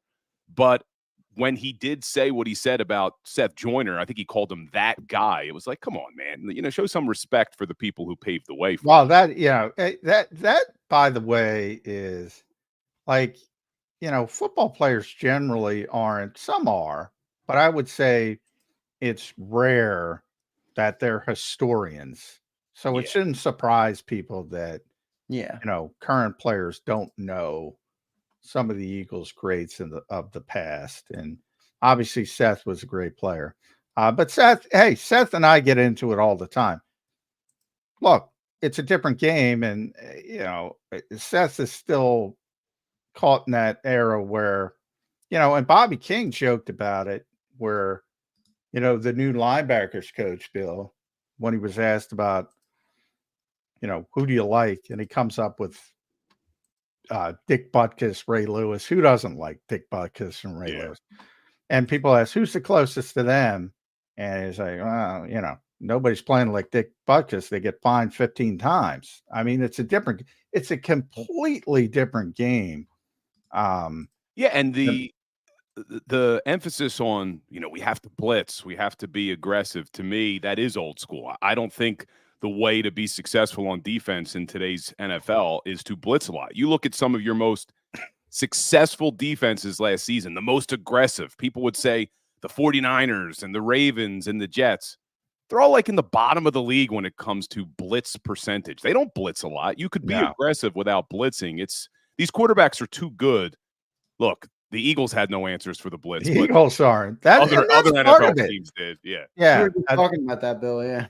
Because the Eagles are not effective against the blitz. And I think the assumption is, well, it's about the blitz versus, like, good luck if you're blitzing Tom Brady back in the day. I mean, that's just dumb. Peyton Manning, Patrick Mahomes today, tremendous numbers against the blitz. So most guys can handle, most of the superstar quarterbacks will handle the blitz. They want you to blitz and put less guys in coverage. I think you hit the nail on the head there. I think Vic Fangio, though, since you went down that route, I think Sean McVay calls it the illusion of complexity on offense. I think you're going to get that with Vic.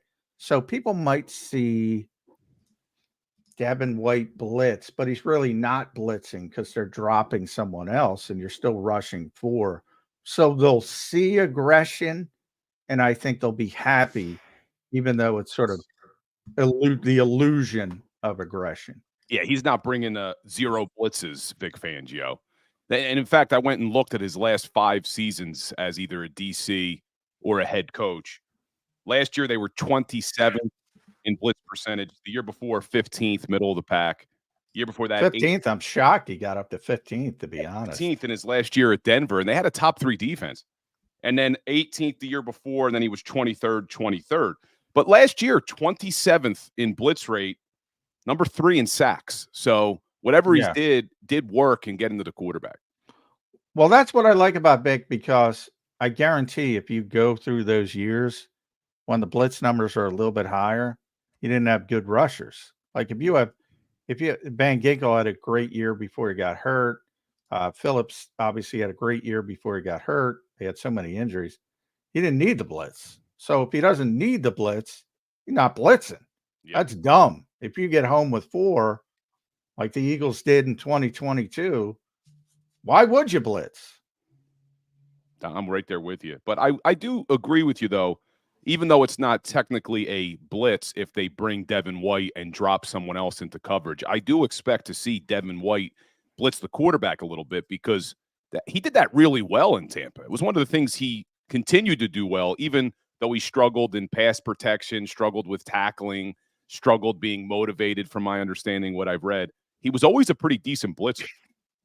Yeah, well, he's a great athlete. I mean, nobody's going to criticize Devin White, but I got to tell you, at linebacker, to me, I'm the team Nakobe or bust, man. He's got to show up this year. He's got to be the guy. Like, I am not confident in any ceiling other than Nakobe Dean at linebacker for the Philadelphia Eagles. Where are you on the Nakobe Dean status heading into training camp? I'm with you. I mean, he needs to step up and be the stud in the middle there, in my opinion. But, I mean, how could you be confident about it? We haven't seen it. He played, 34 snaps as a rookie, 100-something last year. Was it 132? I have the number somewhere. Yeah, I'm not confident in it, Bill, but yeah, he played. I think it's going to be a disaster 182 if he doesn't. I think the position is going to be an abject disaster. Yeah, I mean, you look, take that step forward. You got Devin White, like we were just talking about. His ceiling is high, but next to him, what is the answer if it's not Nakobe Dean? And I'm curious to see, John, what happens at training camp a week from today, because last year, if you remember, they anointed Nakobe Dean right away. He was wearing the green dot. He was the starter. He was going to be the leader on the defense. Didn't work out that way. Season ends this past season. And if you remember Howie Roseman's first press conference, when he had to defend himself a little bit, saying, hey, it's not true that we ignore the linebacker room. In fact, we've got good linebacker play in both of our Super Bowl appearances, and we're very high on Nakobe. We continue to be very high on Nakobe. So he better step up. I mean, I'm right there with you. I think a lot of this defense is going to come down to how well Nakobe Dean plays. But if Jaylen Carter and Jordan Davis and Milton Williams do their job at the D-tackle position, Nakobe Dean's job gets a little bit easier right there, at least against the run. But how does he hold up in pass protection? Yeah, it'll be interesting to see. Bill, just 7 days out, man. 7 days out from training camp, if you can believe it. It feels like yesterday we just got blown out in Tampa, and everybody was, just struggling to get through that. But what's top of mind right now as we're 7 days out from training camp for you? I mean, a lot of storylines, a lot of different changes, coming off a 1-6 collapse that's been talked about all summer long. What's top of mind for Bill Colarulo as we're 7 days out here from training camp? We have obviously a lot of questions about the defense, and most of those are more personnel related. But on the offensive side of the ball, what's top of mind is I just really want to see Jalen Hurts in this offense grasp however new the offense is going to be. Look, we heard 95% from Jalen. I don't think that's accurate, but that's what I want to see. I want to see this offense really start to grow and start to click with all these new pieces as far as play calls. It's pretty much the same personnel. You got Cam Jurgens obviously moving the center, whoever's going to be the starting right guard, and then Saquon Barkley. But that's what I want to see. I want to see Jalen Hurts really grasp this offense and make it his own. I'm not expecting that to necessarily happen, though, during training camp. I think we may have to see it a few weeks into the season. I'm not expecting Hurts and the offense to come out firing on all cylinders week one. I'm going to give them some time. But that's what I'm really looking forward to seeing is, okay, how does Jalen grasp this new offense, his 10th play caller in the last 9 years or however many it's been? It's pretty crazy. So that's what I'm looking forward to seeing. Yeah, it makes sense. I think it's the biggest story of the season, really, how Kellen Moore and Jalen Hurts kind of mesh together, and whether Kellen Moore sort of pounds the square peg in the round hole, or if he builds the offense around the strengths of Jalen Hurts. I think he's smart enough to do the latter. Yep. But that's going to be the story of the season. And it's going to be something that I think, Bill, you're right. It's not going to be answered in 1 week. It's going to be a constant sort of evolution as the season goes on. When it comes to personnel, though, and you and I have talked about Saquon a lot, I think that's the splashiest move. But I think Bryce Huff is the most important move. And from that, I say, to me, Saquon's a luxury. If he got, God forbid, hurt in training camp, the Eagles are still going to have a good offense with Kenny Gainwell, Will Shipley, and someone else. You and I are right there. You know, I do those shows at night with Andrew DeCecco. Yeah. And we both said, look, who's the most important offseason acquisition for this Eagles team? Now, Andrew took Chauncey Gardner-Johnson and made a valid argument for it. I said Bryce Huff, because I think Bryce Huff has to be the guy on the edge. He has to show that he can play more than 42% of the snaps. But you look at what made this defense so good 2 years ago, it was getting those 70 sacks. And you're now asking Bryce Huff to replace Hassan Reddick. You no longer have Fletcher Cox at D tackle. You need Bryce Huff to be the guy. Now, look, maybe Nolan Smith can step up in year 2, but even if Nolan Smith steps up, Josh Sweat can't play 800 snaps again. You saw what happened when he hit that wall. Yeah. What do you have behind them? Brandon Graham, he's not going to give you much in his final season, his swan song season. So Jalix Hunt's probably a redshirt year. Yeah. So I agree. I think Bryce Huff is the most important acquisition. I don't want to see Saquon get hurt, but yes, I want to make that clear. Yeah, but the Eagles are going to have a good offense. He's a luxury. Yeah, Bryce Huff is a necessity. 100%. Yep, Saquon. That's a great way to put it. Saquon was not a necessity. He was more of a want when you hit free agency. Once you decided you were going to trade Hassan Reddick, Bryce Huff was a need. You had to get a pass rusher, and they took a chance. I mean, this is all based on projection. Huff last year had 10 sacks. He never had even close to that his first 3 seasons in the NFL. So can Bryce Huff really step up and take on a larger role? I'm hopeful he can, but I'm right there with you. That's a big, big question mark headed into the 24 season.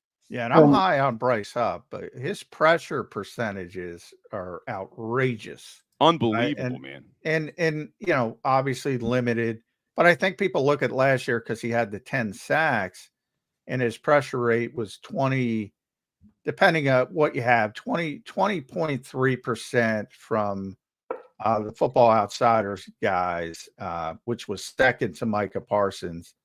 And he had 50 or more pressures playing, as you mentioned, Bill. Yeah, 40% of the time. I think it was 42%. And I got my numbers from Pro Football Focus, but pretty close to that, John.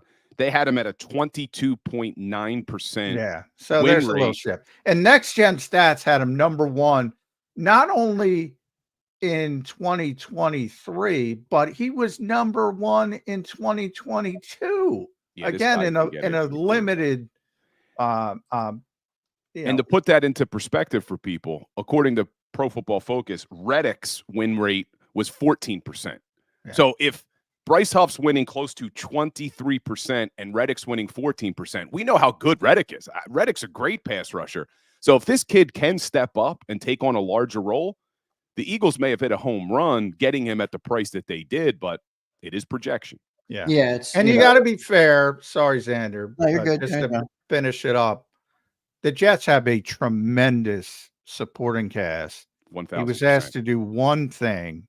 He's now going to be asked to be a more well-rounded player, set the edge and run support, drop in coverage occasionally with big.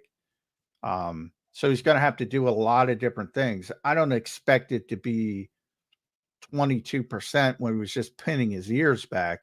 But when he gets to pin his ears back, I think it'll be 22%. It'll be that good. Yeah. He's tough to block.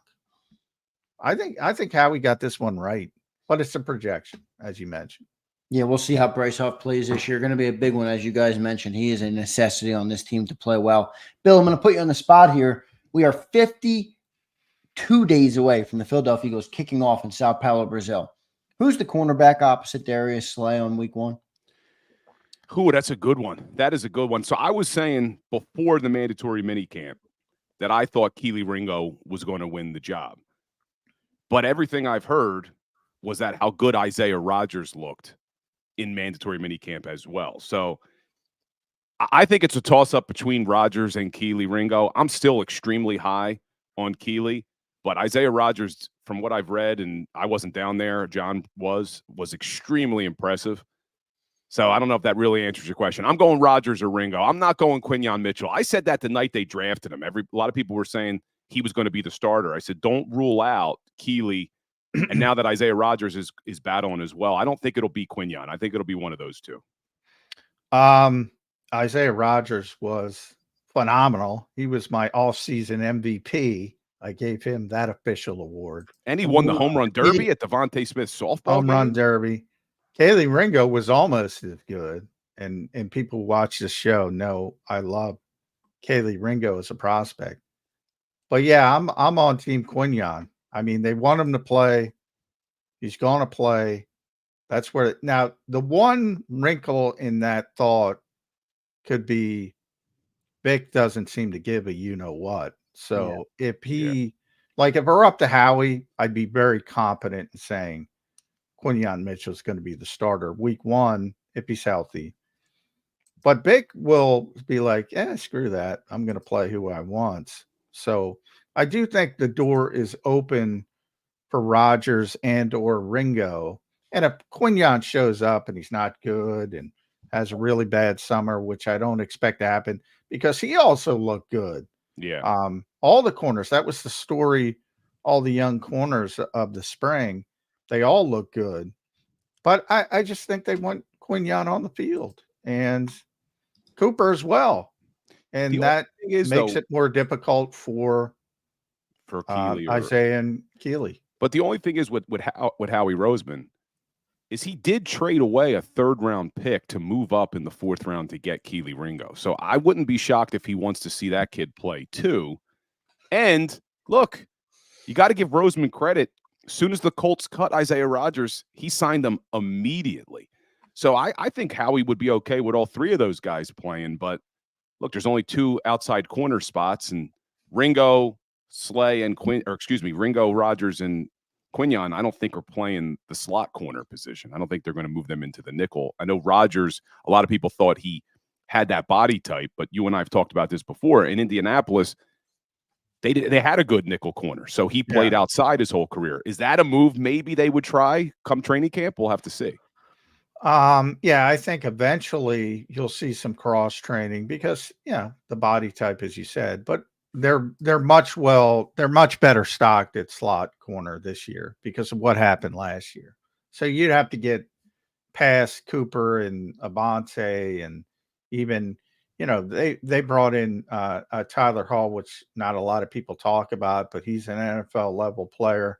Perry Nickerson they signed, who was with Vic last year, who's a traditional slot corner. So they got a bunch of options. Yeah, Tyler Hall's kind of that under the radar move that could make this team and actually contribute in a big way at that slot corner. Because you're right, he started a bunch of games, and he was one of the guys that Andrew DeCecco said he was very impressed with, was Tyler Hall.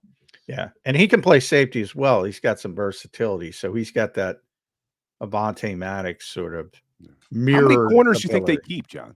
7? I think they keep 7, and they keep 3. So I think people will look at it, and because they keep talking about Simmons, like, well, you need a 4 safety. You need a 4 safety. Well, no, you don't, because guys like Avonte can back up at safety. Tyler Hall can back up at safety if you keep them. So by keeping an extra corner, it allows you to keep, because they're so deep at corner, it allows you to keep another young body. But you know what? It's the roster rules have gotten so liberal now, Bill. It's not as fun. You probably end up keeping everybody you want anyway. Yeah. One of the most overblown things, and I'll be talking about this in training camp, is when you get down to the 53 and people are worried about losing people on waivers. It's like 40 guys a year. It's so overblown. Are you going to lose by? And the Eagles typically, because they have a talented roster, they're susceptible to losing a guy or two, but that'll be it. And most of the majority of the 90-man roster, you got 53, you got 16 on the practice squad. You're going to have some attrition. Now they've changed the IR rules. You can put guys on IR before the 53 and they can come back, 2 guys. It's not as fun. It's not as fun. That's where Howie would beat people, winning outside the margins with the strategy of building the roster. Now all these dummies can keep everybody they want to keep. There are a lot of dummies, man.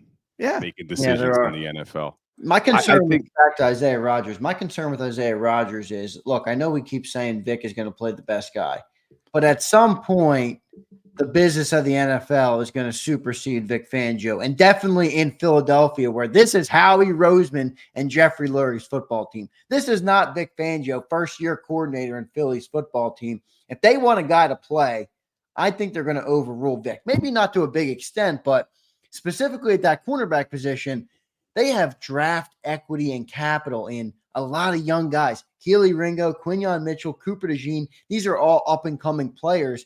Do they default to Isaiah Rodgers, a guy they picked up from Indy on a 1-year deal? Do they go to him over getting some of their young draft picks on the field? That's where I struggle with. Do they see the long term with Isaiah like they do with the younger guys? And do they value giving him snaps now versus ripping the Band-Aid off on some of the younger guys to have that long-term cornerback answer? I struggle with that. I don't know if Isaiah has a path to playing time because of that. Yeah, because Howie Roseman did say when he spoke this offseason that, look, sometimes the coaches may look at the depth chart and see a guy who hasn't done it before, but we're high on him. That's why we drafted him. He talked about wanting to play young players, if you remember. He was talking about Nolan Smith a lot, too, that he wished he would have played a little bit more. But, look, at the end of the day, and I know what you're saying, Roseman, Lurie, I'm going to be called Dave Spadaro here in a second, I think. But Roseman and Lurie, yes, they have a lot to say, but they also want to win.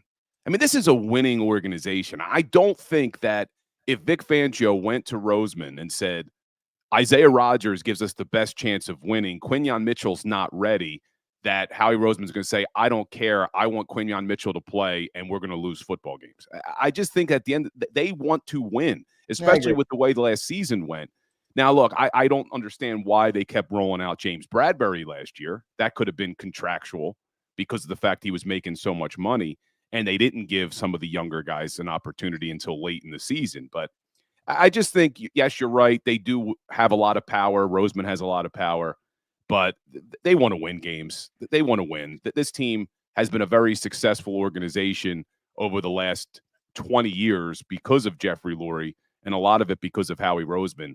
So I don't think that they're going to do things that are going to hurt this team in the immediate future. Plus, I think there's a misconception about Howie and the overbearing nature of forcing people on the roster dating back to Doug Peterson, or Nolan Smith is a perfect example of that. You heard Howie say, that was at the combine, where he said, I wish Nolan would have played a little bit more. As you explained it, Bill, we drafted him for a reason. Maybe he's not proven, blah, blah, blah.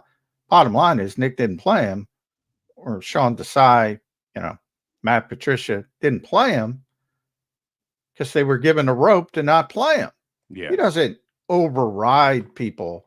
Now, where it changes, look, Vic's on board. Vic understands Quinyon Mitchell's a big-time prospect. He's got a much bigger upside than – I'm a big Ringo guy, so I'm not going to say Ringo. But he's got a much bigger upside, because I think if Ringo would have stayed in college, he would have been a first-round pick. I think he would have been taken in front of Quinyon Mitchell. People forget how young he is. Keely's younger than Quinyon right now. Keely, I think Keely's going to be great. That's my problem with Isaiah, guys. Like, Isaiah doesn't have that upside. I know, if being honest.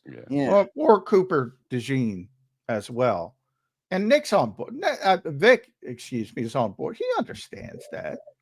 He understands the ultimate goal of this organization is to get Quinyon Mitchell and Cooper DeJean ready and to get them on the field as quickly as humanly possible. That's part of the plan. When they hit training camp on Tuesday next week, he knows that's the plan. Yeah. Not like he's going to show up and they're going to – I mean, it's about Quinyon Mitchell and Cooper DeJean. And then it's about Keely Ringo. And then it's about Isaiah Rodgers. But if they go through a whole summer and Vic says they're not ready, Isaiah Rodgers is my best option to win against the Green Bay Packers and Jordan Love, he'll play Isaiah Rodgers. Yeah, but I think that's a smaller path than Quinyon has, to say the least.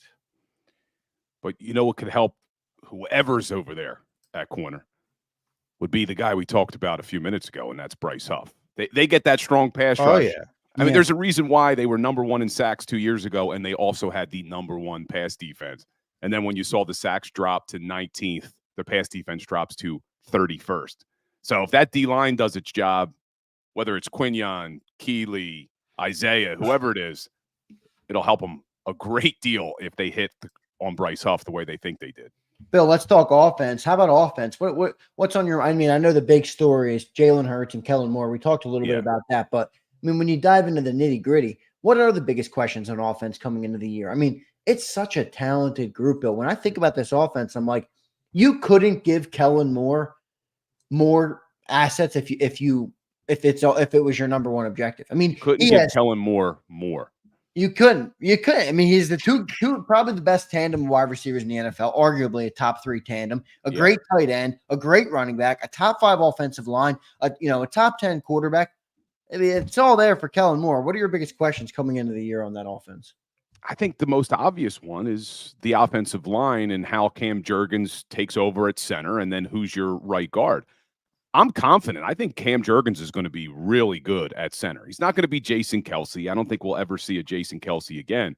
But I think Jurgens is going to be very good at center. It was a small sample size 2 years ago, but when Kelce missed the preseason and Jurgens played with the ones, he impressed me as a rookie at center. So I'm excited to see what he's going to do at center. And then the main question is, well, who is the right guard? Is it Mekhi Becton? Is it Tyler Steen? But that really is the main question. And then you have to hope and pray, and I think he'll be okay, that Lane Johnson is still playing at a dominant level.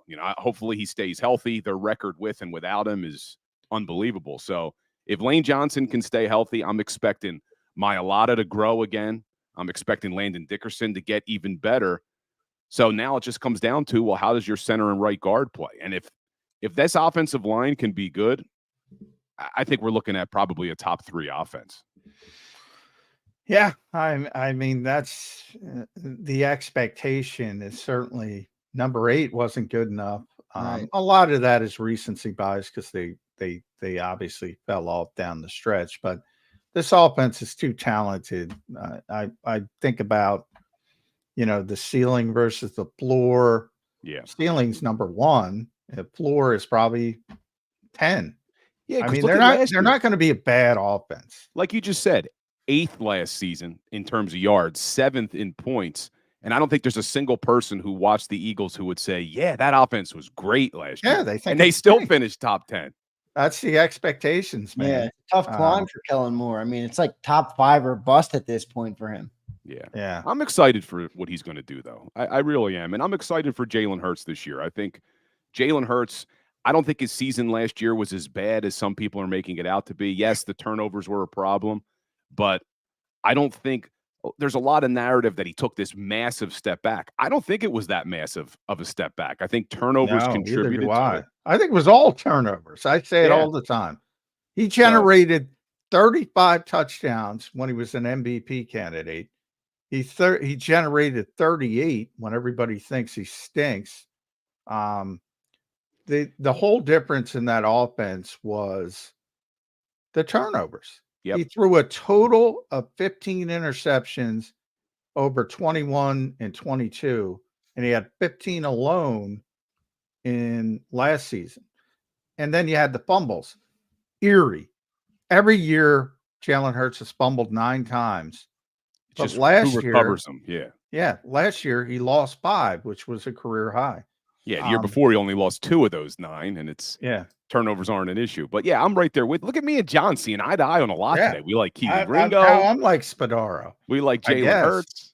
Yeah, I'm excited for Hurts this year. I'm excited to see Hurts really ball out this season. And look, I just hope people don't try to change him. I mean, well, you and I talked about that last week, John, about what Kevin O'Connell did to Josh Dobbs in Minnesota when they tried to make him Kirk Cousins. So CBS Sports put out their list of all 32 coaches, and they ranked them. And they had Kevin O'Connell ranked higher than Nick Sirianni, and I lost my mind because I don't see O'Connell's never won a playoff game. You got Josh Dobbs. He's balling out being Josh Dobbs, and then you said, I'm going to make you fit my offense.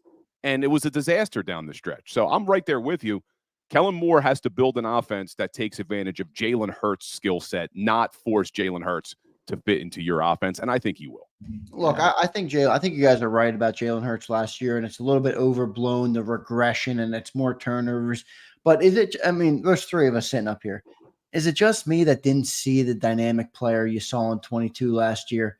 I mean, he didn't look as explosive. There was definitely a knee injury. Stats were fine. He had a lot of touchdowns. I just didn't see it in the eye test. I didn't see the guy I saw in 22 who every time he took the field, it was like, don't take your eye off the screen because at any moment Jalen Hurts could do something. Well, yeah, I agree with that. I think it was mainly health related, certainly. Yeah. But even if you go back to week 1, he didn't look as explosive. And look, if that was injury related, I don't think it's a big deal. I think he goes back to being the explosive player that he is. I think that was the reason. If it wasn't, he's only 25 years old. He's going to be 26 soon, but I find it very hard to believe he's lost his athleticism. Yeah, but John, don't you get nervous about, like, this is what everybody's worry is with this style of quarterback in the first place. They don't last as long. So if you started to see I know that going in. Are we positive he's going to get back to that level of playmaking ability? I think it's a fair question. It's a fair question. I don't know, Bill, your thoughts, but mine is I know that going in, he's not going to have the Tom Brady shelf life. I'm okay with that. I want to take advantage of Jalen Hurts' shelf life for as long as that's possible. I'm not trying to turn him into what we just talked about. Josh Dobbs being a play action quarterback, turning his back to the line of scrimmage. And then he, you affect, and by the way, he's much better than Josh Dobbs. But the Football Outsiders guys sent me their almanac this year, which is phenomenal. A lot of good nuggets there. It's now called FTN. So if people want to order it, we're going to have Aaron Schatz on later in the week. I'll try to get Mike Tanier as well. The Eagles used more shotgun or pistol. This is one of their notes than any other offense for the second straight season. I think most people know that. They were particularly bad when they tried to run the ball from under center, averaging just 1.9 yards per carry. Now, part of that is the tush push and all that, which skews it a little bit. But for the life of me, Bill, why do people want to turn this offense into something that they're not good at? Just because of the way the season ended last year. I mean, it's just we're looking for changes because we didn't like the way the season ended. But look, I know the whole shotgun versus non-shotgun thing. If you've played football like Jalen Hurts has played throughout his life, he'll be fine under center if that's what they choose to do. I agree. I don't want to see him under center all of the time, but if Kellen Moore wants to put him under center a little bit and run the football or, run a little bit of play action, I don't think it's the end of the world.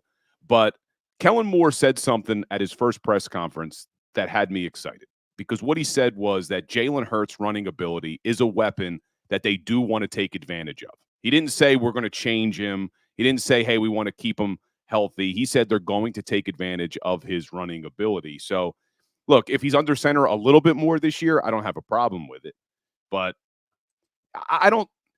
he played quarterback his entire life. He's been under center before. I know in college he was in the shotgun a lot, but I'm not buying that he can't figure out how to be under center and run the football a little bit more. Yeah, and I think you're right, though, John, when you say the tush push. That tush push does really skew those numbers. They're picking up a yard every time. How many times did they run that last year? Yeah. I mean, it definitely skews the numbers. Especially because they're not under center that much. Like you said, they were under center the least of pretty much any team in the NFL. So when you factor in that with all the tush pushes, that's probably why the yards per carry. But it's a larger thematic theme for me because I just don't understand. People have seen the success of this offense. Yes, it was disappointing at the end of last season. And then you want to scrap the whole thing.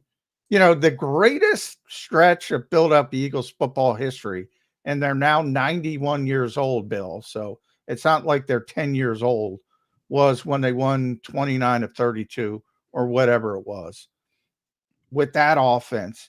And everybody's okay with scrapping it. Well, no, I mean, just cut the turnovers down. Short though. I'm worried it's over. That's my worry. Is that he's never going to return to that guy because of the attrition of the NFL. Well, I guarantee there's one way you can guarantee he never returns to that guy, and that's by doing what Bill just explained Kevin O'Connell did with Josh Dobbs, who stinks, by the way. I'm not comparing Josh Dobbs to Jalen Hurts as a player, but he was pretty amazing just doing stuff off schedule. And they won some football games. And then they tried to turn him, as Bill said, into Kirk Cousins. And he was flipping awful. You know what the best part of this conversation is, boys? We're going to find out real soon, aren't we? Yeah. Yes, we are. We got a week. Yes, we are. Bill, go. Man. Yeah, so we're over 10. We're after hours here on Birds 365. Bill, thanks for stepping in, bro. Thanks for your extended time. At Bill Colarulo. Make sure you follow him on X, Twitter, 97.5 The Fanatic. You on tonight with Andrew? Yeah. I'm doing the next 2 weeks. I'm on 2 to 7. So, but 6 to 7 is me and DeCecco doing our Birds show. So, all right, check it out. Tell Andrew I knew him before it was a big deal. So don't big time me. He's a good dude, Andrew. Yeah, he's a smart guy too. When you talk football with him, you learn something. So I appreciate him for sure. Bill, thanks for joining the show, man. We appreciate you being here. All right, gentlemen. I'll talk to you next week. Thanks, bud. Bill Colarulo joining us on Birds 365. Good stuff from Big Bill. Always appreciate getting him back up. Always had a great show here on JAKIB Sports. For those who don't know, the Philly Sports Power Hour, and then he went big time on us. He's over on the radio. So good stuff from Bill Colarulo. Johnny Mac, good show today, man. It'll be after today. It'll be just 6 days until the Eagles report, and we are creeping up on the start of training camp. Good show today. Any closing thoughts from you to wrap up this Tuesday show? Yeah, I don't plug my own stuff a lot, but people should go over to si.com/NFL/Eagles and read my rebranding of Nick Sirianni. It's a tremendous piece, John. Really, really good piece. Yeah, a lot of people seem to like it, so I appreciate those that did. I think it captures what went on pretty well, and that's live. You can find it on my Twitter at JF McMullen. I pinned it at the top, so everybody check that out, and we're getting closer and closer. Yeah, really good stuff from Johnny Mack. I'm going to just pull it up real quick for everybody to see. Really good article here from John. This is Johnny Mack at his best, everybody. Here's the article. Go to si.com/NFL/Eagles. This is the title of the article. Johnny Mack really crushed it. I mean, this is a masterclass in writing, and Johnny Mack is he's the best at covering the Birds. So definitely go and check that out. Read the article, John. Good work there as always. Good work today, Johnny Mack, on Birds 365. We'll see you tomorrow. All right, man. All right. Thanks, everybody. Thanks, everybody. Appreciate you guys in the chat. Make sure you guys hit the like button on your way out, and we will see you tomorrow on Birds 365. You've been listening to Birds 365, the destination for the passionate Eagles football fan who bleeds green. If it's Eagles football, we're talking about it. Debate inside the locker room and guests that are some of the greatest football minds from around the region. We hope you enjoyed the show. We know we had a blast. Make sure to like, comment, and subscribe, and we'll be back soon. But in the meantime, hook up with us on social media at JAKIB Sports. See you next time on Birds 365.